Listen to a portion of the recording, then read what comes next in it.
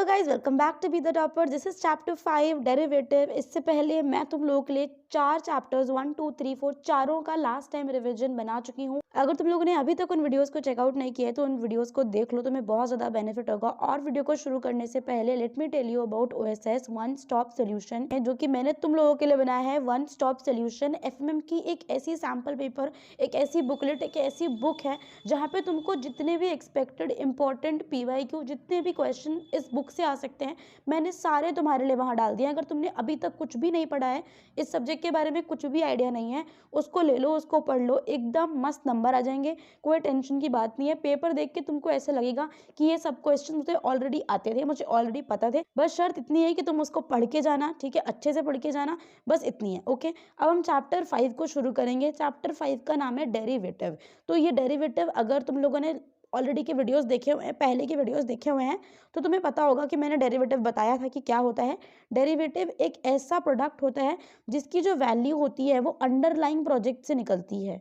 जिसकी जो वैल्यू है वो किससे निकलती है? किसी भी अंडरलाइंग एसेट से निकलती है। अब हम लोगों ने यहाँ पे शुगर केन का एग्जाम्पल लेके समझा था कि जैसे यहाँ पे मान लो कि ऑलरेडी कोई डील हो रखी है ना, तो कोई जो शेयर होता है उसकी जो वैल्यू होती है, ये कागज कुछ नहीं होता। यहाँ पे हमने मान लो एक कमोडिटी ले रखी है, शुगर केन, है ना। ये डेरिवेटिव क्या होता है? जिसकी जो वैल्यू होती है किसी भी अंडरलाइंग एसेट से निकलती है। कोई भी अंडरलाइंग एसेट हो सकती है, share, bond, debenture, mutual fund, उसके हिसाब से डेरिवेटिव की वैल्यू जो है वो लगाई जाती है। इस चैप्टर में सबसे इंपॉर्टेंट चीजें क्या हो जाती हैं कि सबसे पहला क्वेश्चन है हमारे पास, what are the types of derivative. तो इन्होंने हमें टाइप्स ऑफ डेरिवेटिव में सबसे पहला क्या बता रखा है? फॉरवर्ड्स बता रखा है। अब फॉरवर्ड कॉन्ट्रैक्ट क्या होता है? कोई भी कस्टमाइज कॉन्ट्रैक्ट है दो एंटिटीज के बीच में। दो एंटिटीज कौन होती हैं? दो एंटिटीज हो सकती हैं बायर और सेलर, ठीक है। इन लोगों ने एक कस्टमाइज कॉन्ट्रैक्ट क्या होता है? जहां पे बायर और सेलर के हिसाब से किसी भी सिक्योरिटी का प्राइस रखा हुआ है ना, टाइम रखा हुआ है, क्वांटिटी रखी हुई है कि भाई इतनी क्वांटिटी में हम लोग डील करेंगे, इतने टाइम पे डील करेंगे, इतने प्राइस पे डील करेंगे। ये इन दोनों के हिसाब से है और ये इन दोनों के बीच में एक कॉन्ट्रैक्ट है। तो इसलिए हम इसको क्या बोलते हैं? इसलिए हम इसको बोलते हैं कस्टमाइज कॉन्ट्रैक्ट, है ना। हर बायर और हर सेलर के हिसाब से अपना अलग अलग कस्टमाइज होता है ये कॉन्ट्रैक्ट, जिसको हम बोलते हैं फॉरवर्ड कॉन्ट्रैक्ट। ओके, जहाँ पे जो सेटलमेंट होती है वो एक स्पेसिफिक डेट में होती है। जो सेटलमेंट है वो एक specific date in the future. अब एक चीज तुमको ध्यान रखनी है कि जो डेरिवेटिव हम खरीदते हैं उसको हम फ्यूचर में डील करते हैं, ठीक है। तो एक स्पेसिफाइड डेट इनकी होती है कि अच्छा इस डेट पे हमको ये करना है, और जो प्राइस होता है वो ऑलरेडी डिसाइडेड होता है। इसमें हम एक बहुत अच्छा एग्जांपल लेते हैं, जैसे शुगर केन का एग्जांपल हमने पिछले वीडियोस में ले रखा था कि देखो यहाँ पे मान लो कोई शुगर मिल का ओनर है, उसको बोलना है भाई उसको चीनी बनानी है, उसको चीनी बेचनी है अपनी, है ना, शुगर मिल उसको अपनी चलानी है, तो उसको शुगर केन के जो फार्मर्स है उनसे तो उनको डील करना ही पड़ेगा। तो वो क्या करेगा? तो वो फार्मर्स के पास जाएगा, है ना, फार्मर्स के पास जाएगा जो भी सीजन होगा। जब फार्मर्स गन्ने को उगा रहे होंगे तो जो हमारा बायर है ना, जो कि हमारा बायर हो सकता है, मतलब जो शुगर मिल का ओनर है, वो बंदा फार्मर के पास जाएगा।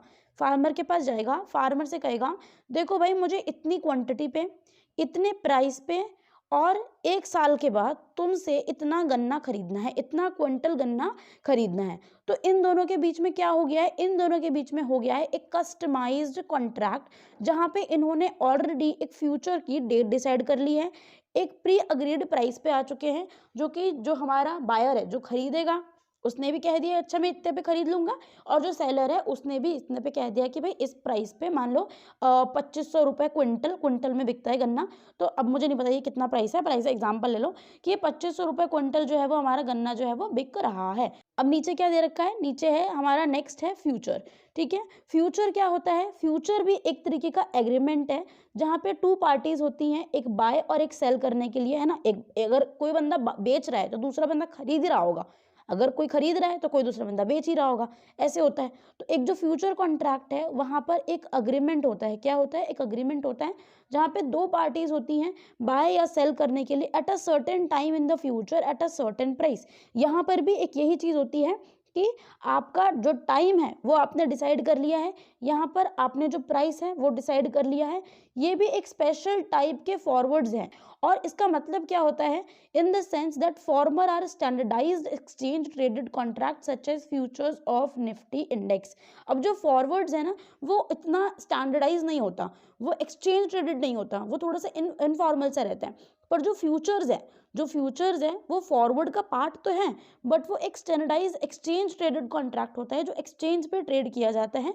जैसे कि आप निफ्टी इंडेक्स, अब निफ्टी इंडेक्स किसका है, बीएसई का है, ये एनएससी का है, तुम्हें पता होना चाहिए। मैं बता देती हूँ यहाँ पे, जो निफ्टी इंडेक्स है वो एनएससी का इंडेक्स है, तो इस एनएससी के इंडेक्स के आप फ्यूचर्स खरीद सकते हो।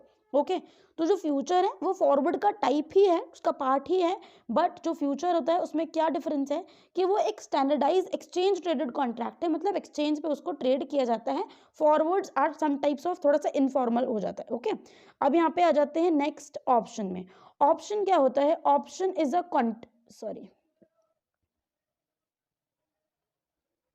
Option is a contract which gives the right but not an obligation to buy or sell underlying at a stated date and at a stated price। अब यहाँ पे देखो क्या कह रहा है कि जो ऑप्शन है ना वो एक कॉन्ट्रैक्ट तो होता है, वो एक कॉन्ट्रैक्ट तो होता है, पर यहाँ पे हमको एक राइट मिलता है, यहाँ पे एक राइट मिलता है कि हम खरीद या बेच सकते हैं। अगर हमें बाय करना है तो हम खरीदेंगे, अगर हमें सेल करना है तो हम करेंगे, बट नॉट एन ऑब्लिगेशन।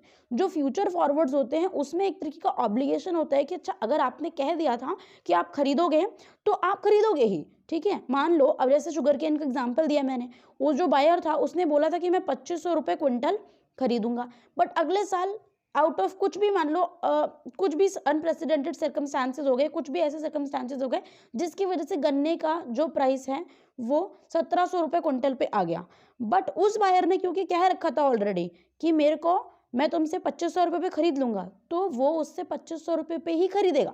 समझ आ रही है। But in case of option अगर ऐसा हो जाता है और हमने ऑप्शन कॉन्ट्रैक्ट कर रखा है और हमने हमारे प्राइस में इतना ज़्यादा डिफरेंस आ गया, तो हमारे पास एक राइट होता है कि हम खरीद या बेच सकते हैं, पर ऐसी कोई ज़बरदस्ती नहीं है कि हमें खरीदना ही खरीदना है। अगर ऑप्शन किया होता हो शुगर मिल के ओनर ने तो ज़रूरी नहीं होता कि वो उस फार्मर से शुगर केन खरीदता, वो बना भी कर सकता था। ओके, यहाँ पे क्या है, स्टेटेड, जो आपका स्टेटेड आपने ऑलरेडी स्टेट कर दिया भाई ये वाली डेट पे, और आपने प्राइस बता दिया है, तो ज़रूरी नहीं है, आपके पास एक राइट होता है बट नॉट एन ऑब्लिगेशन कि आपको खरीदना ही खरीदना है। अब यहाँ पे देखो, अब अगर हर कोई ऐसे करेगा तो फ्यूचर तो चल नहीं पाएगा ना। फ्यूचर्स जो कॉन्ट्रैक्ट है या फिर एक जो सिस्टम बना रखा है एक्सचेंज ने कि भाई अगर आपने कोई भी अग्रीमेंट कर लिया तो आपको अपनी बात पे खड़ा रहना है कि अच्छा मेरे को मैंने बोल दिया था, मेरे को जैसे कहते हैं ना कि जो बंदा अपनी ज़बान का ही नहीं वो किसका हो सकता है। तो बंदे को ज़बान पे रखने के लिए हम क्या करते हैं कि जो बायर है जिसने कहा था कि मैं खरीदूंगा, तो अगर वो ऑप्शन का यूज़ करना चाहता है, इस ऑप्शन का यूज़ करना चाहता है कि अच्छा मेरे को ये ऑप्शन मिले कि भाई मैं खरीदना चाहूँ या तो खरीदूँ, अगर मैं खरीदना चाहूँ तो खरीदूँ और ना खरीदना चाहूँ तो ना खरीदूँ, तो ये जो फैसिलिटी है उसको प्रोवाइड करने के लिए जो एक्सचेंज है वो उससे क्या लेता है, वो उससे लेता है प्रीमियम, जिसको हम क्या कहते हैं, जिसको हम बोलते हैं ऑप्शन प्रीमियम। वो आगे भी लिखा होगा, उसे हम क्या बोलते हैं, प्रीमियम बोलते हैं। The writer of an option is the one who receives the option premium, therefore obliged to sell by the asset if the buyer exercise it on him। अब अगर कोई बायर ऑप्शन प्रीमियम दे रहा है ना, और जो राइटर क्या होता है, जो ऑप्शन प्रीमियम चुका रहा है वो तो बायर हो गया, जो राइटर होगा मतलब जो बंदा रिसीव कर रहा है, रिसीव कौन कर रहा होगा, यहाँ पे हमारा जो शुगर केन का और शुगर मिल के ओनर का जो एग्जाम्पल है, यहाँ पे जो शुगर मिल का ओनर है वो बायर हो गया क्योंकि वो गन्ना खरीद रहा है, और जो राइटर है वो ऑप्शन में क्या है, वो यहाँ पे राइटर होगा क्योंकि उसको ऑप्शन प्रीमियम मिल रहा है, therefore obliged to sell buy the asset. अगर ऐसा कुछ हो जाता है कि जो हमारा शुगर केन का जो प्राइस है, अब वो कम से ज़्यादा भी तो हो सकता है, मान लो वो 2500 से 2600 हो गया, पर ये जो बायर था वो ऑप्शन प्रीमियम चुका रहा है ताकि उसके पास ऑप्शन हो। अब उसको तो यहाँ पे बेनिफिट नजर आएगा ना कि मैंने तो इस बंदे से ऑलरेडी 2500 में डील कर रखा था, बट क्योंकि जो राइटर है वो ऑप्शन प्रीमियम रिसीव कर रहा है और जो बायर है उसने ऑप्शन प्रीमियम भरा है, इसीलिए उसके पास उसको एक राइट मिल जाता है कि भाई वो लेगा, और जो सेलर है उसको ओबलाइज करना पड़ेगा, उसको अपना एसेट को बेचना ही बेचना पड़ेगा। अब यहाँ पे जो ऑप्शन है वो दो तरीके का होता है, है ना। कभी जो सेलर होता है उसको रेट मिलता है, कभी जो बायर होता है उसको रेट मिलता है। अब यहाँ पे जो कॉल और पुट का एग्जांपल दे रखा है ना इन्होंने, जो डेफिनेशन दे रखी है उसमें दोनों जगह बायर बायर लिखा हुआ है, तो इससे हो जाती है कंफ्यूजन। तो तुम बायर ना समझ के इसको समझ लो होल्डर, ठीक है, ऑप्शन होल्डर, जिसके पास ऑप्शन है। तो यहाँ पे जो कॉल होता है, जो कॉल ऑप्शन है उसका क्या होता है, जो कॉल ऑप्शन है वो एक होल्डर को ये राइट देता है कि आपके पास राइट है बट आपको कोई ऑब्लिगेशन नहीं है कि आपको कोई given quantity of underlying asset खरीदनी है, ठीक है। और जो पुट है, जो होल्डर को ये राइट देता है कि आपको कोई क्वांटिटी बेचनी है। तो जो यहाँ पे शुगर केन और शुगर मिल्क का हमने एग्जाम्पल ले रखा है ओनर का, तो कॉल किसको मिलेगा, जो बायर है। बायर कौन है, जो बाय कर सकता है, बाय करने का राइट किसके पास है, जो शुगर मिल का ओनर है। और जो पुट है वो किसको मिलेगा, जो सेलर होगा, जो सेल करने का बट नॉट द सेल, है ना, जो सेल कर सकता है वही तो सेलर है। तो वो जो शुगर मिल का फार्मर, जो शुगर केन का जो फार्मर है उसके पास ये पुट राइट होगा। अब यहाँ पे देख लो, यहाँ पे कह रहा है कि एनएससी के फ्यूचर्स एंड ऑप्शन ट्रेड होते हैं, Nifty, CNX IT, bank Nifty 116 single stocks हैं उसके पास। वारंट्स क्या होता है, अभी हमने देखा क्या, फॉरवर्ड्स देख लिया, फ्यूचर्स देख लिया, ऑप्शंस के 2 टाइप देख लिए, कॉल्स एंड पुट। कॉल किसके पास होता है, राइट बट नॉट ऑब्लिगेशन, एक बाय करने की होती है हमारे पास, और एक जो पुट है वो सेल करने के लिए होती है। अब वारंट्स क्या होगा, जो ऑप्शंस होते हैं उनकी जो लाइव्स होती है ज़्यादातर वो 1 ईयर की होती है। अब मेजॉरिटी जो ऑप्शंस होते हैं उनकी जो मेचोरिटी होती है वो कितनी होती है, 9 मंथ से पहले लोग कर देते हैं काम खत्म अपना। लॉन्गर डेटेड ऑप्शंस, जो लॉन्गर डेटेड ऑप्शन है उसको हम क्या बोलते हैं, वारंट्स बोलते हैं, and generally traded over the counter.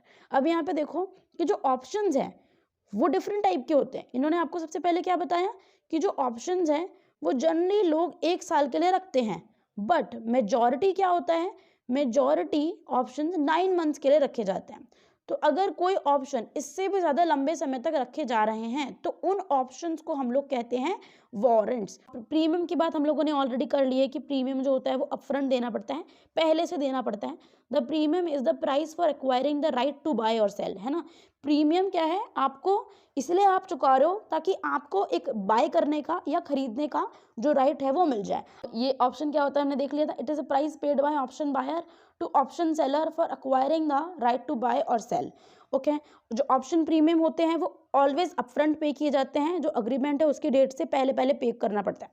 Commodity exchange क्या होता है, कमोडिटी एक्सचेंज क्या है, एक एसोसिएशन है। अब जैसे स्टॉक एक्सचेंज है जहाँ पे स्टॉक्स डील हो रहे हैं, कमोडिटी एक्सचेंज में कमोडिटी एक्सचेंज होती है, सिंपल। यहाँ पर लिखा हुआ भी है कि a commodity exchange is an association or a company of any other body corporate organizing future trading in commodity। कोई भी बॉडी, कोई भी एसोसिएशन अगर वो किसी भी कमोडिटीज़ में, है ना, अगर मैंने अभी बोला ना कि जहाँ पे स्टॉक ट्रेड हो रहे हैं वहाँ पे क्या बोलेंगे, स्टॉक एक्सचेंज बोलेंगे। जहाँ पे हम लोग कमोडिटीज़ में डील कर रहे हैं, जो हमको ऑप्शन दे रहा है कि भाई ये हमको प्लेटफॉर्म दे रहा है कि कमोडिटीज़ में डील कर सकते हो आप यहाँ पे आके, तो हम उसको क्या बोलेंगे, कमोडिटी एक्सचेंज बोलेंगे। बाकी सारी ऐसी बातें हैं, उसको तुम पढ़ोगे तो तुम्हें समझ आ जाएगा। What is meant by commodity. अब इतनी देर से कमोडिटी बोल रहे हैं, कमोडिटी का मतलब क्या होता है। जब हम लोगों ने सिक्योरिटीज़ पढ़ा था तो भी हम लोगों ने ये चीज़ देखी थी कि जो सिक्योरिटीज़ वर्ड है वो कौन से एक्ट में डिफाइन है।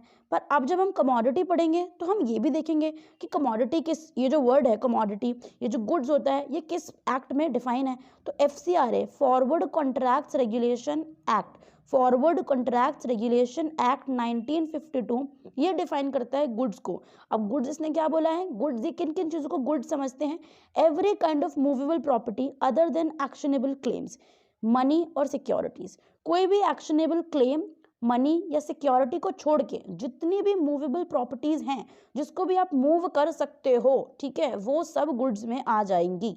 ओके, गुड्स में हर चीज़ आ सकती है, किताबें, लकड़ी, सोना, हीरा, दालें, गेहूं, you name it and it is there in the commodity. Everything is commodity except services, except money, security. मान लो आपका, आपके बैग्स, आपकी बुक्स, आपका बॉटल, आपका लोहा, आपका स्टील, आपका ये सब जितनी भी सब चीज़ें हैं ना ये सब कमोडिटीज़ में आ जाती है, ठीक है। उसके बाद क्या है यहाँ पे देखो, और यहाँ पे जो ये कह रहा है कि जो फ्यूचर ट्रेडिंग है वो गुड्स और कमोडिटीज़ में ये परमिट कर रखी है हमारी सेंट्रल गवर्नमेंट ने, सेंट्रल गवर्नमेंट इसको परमिट करती है। At present all goods of and products at present all goods and products of agricultural जैसे कि प्लांटेशन भी, mineral, fossil origin are allowed for future trading under the auspicious of the commodity exchange recognize under FCRA। मैंने बोला ना कि जितने भी mineral हैं, जितने भी फॉसिल हैं, गोल्ड, सोना, चांदी, हीरा, जवाहरात, फलाना ढेकाना, मिनरल जितने भी हो गए, आयरन, स्टील, जितनी भी चीज़ें हैं, प्लांटेशन, जितने भी आप, रबर, जितनी कॉफ़ी, खाने की सारी चीज़ें, मतलब इन जो खेतों में उगती हैं, चाउमीन नहीं तो वो सारी जो प्लांटेशन है, वो सारी चीज़ें कमोडिटी में आ जाती हैं। अब ये कह रहा है कमोडिटी डेरिवेटिव मार्केट क्या होता है। अब जहाँ पे अंडरलाइंग एसेट कमोडिटी होती है, उस मार्केट ट्रेड को हम लोग बोलते हैं कमोडिटी डेरिवेटिव मार्केट। ठीक है, डेरिवेटिव हमने ऑलरेडी देख लिया था कि डेरिवेटिव वो शेयर का टाइप होता है जहाँ पे उसकी वैल्यू किसी भी अंडरलाइंग एसेट से निकलती है। ठीक है, अब अगर जैसे मैं तुमको इतनी देर से जो एग्जांपल दे रही हूँ ना, शुगर केन, ये एक कमोडिटी है। जो कॉन्ट्रैक्ट हमने किया था वो हमने किसके बेसिस पे किया था, वो हमने शुगर केन के बेसिस पे किया था।